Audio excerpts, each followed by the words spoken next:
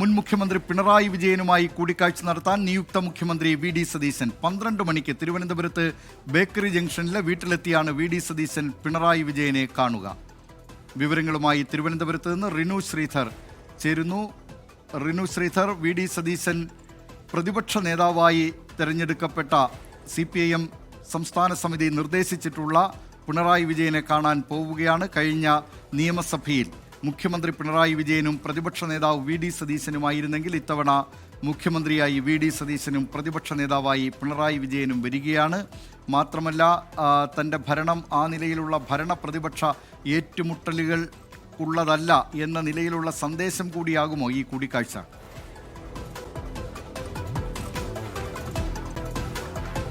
ദിലീപ് കുമാർ, തീർച്ചയായും. കാരണം ഇന്നലെ മുഖ്യമന്ത്രിയായി വി ഡി സതീശനെ പ്രഖ്യാപിച്ച സമയം മുതൽ പിണറായി വിജയനെ, മുൻ മുഖ്യമന്ത്രി പിണറായി വിജയനെ, നിലവിൽ പ്രതിപക്ഷ നേതാവായി തീരുമാനിച്ച പിണറായി വിജയനെ നേരിൽ കാണുന്നതിന് വേണ്ടി ഒരു ശ്രമം നടത്തിയിരുന്നു. പക്ഷേ രാത്രിയിൽ കാണുവാൻ വേണ്ടി കഴിഞ്ഞില്ല എന്നുള്ളതാണ്. ഇന്ന് രാവിലെ തന്നെ വി ഡി സതീശന്റെ ഓഫീസ് പിണറായി വിജയന്റെ വസതിയുമായി ബന്ധപ്പെടുന്ന ഒരു സാഹചര്യമുണ്ടായി. വീട്ടിലുണ്ടാകുമോ എന്നുള്ള ഒരു കാര്യം തിരക്കിയിരുന്നു. വീട്ടിലുണ്ടാകുമെന്ന് അറിയിച്ചതിനെ തുടർന്ന് ഇന്ന് 12 മണിക്ക് അദ്ദേഹം ഇവിടെ എത്തി പ്രതിപക്ഷ നേതാവായിട്ടുള്ള പിണറായി വിജയനെ നേരിൽ കാണും എന്നുള്ളതാണ്. ദിലീപ് കുമാർ സൂചിപ്പിച്ചതുപോലെ തന്നെ ഒരു കഴിഞ്ഞ നിയമസഭയിലൊക്കെ തന്നെ പ്രതിപക്ഷത്തിനെ അടിച്ചമർത്തുന്ന ഒരു പ്രവണതയാണ് പിണറായി വിജയൻ സർക്കാരിന്റെ ഭാഗത്തു നിന്നുണ്ടായത് എന്നുള്ളതാണ് കോൺഗ്രസ്സുകാരടക്കം ആക്ഷേപമായി ഉന്നയിക്കുന്നത്. ഇത്തവണ അതുണ്ടാകില്ല. പ്രതിപക്ഷത്തിന് അതിൻ്റെതായിട്ടുള്ള അവസരങ്ങൾ നൽകും, ബഹുമാനിക്കും.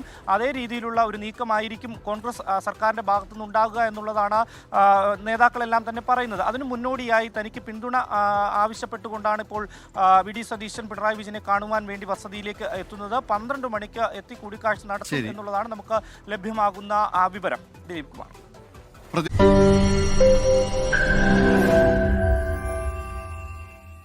ലോകത്തെവിടെയായാലും ഏത് സമയത്തും 24 വാർത്തകളും ഓഗ്മെന്റഡ് റിയാലിറ്റി പാക്കേജുകളും എക്സ്പ്ലെയിനറുകളും വിശദമായി കാണാൻ ഞങ്ങളുടെ YouTube ചാനൽ നിങ്ങൾക്ക് സബ്സ്ക്രൈബ് ചെയ്യാം.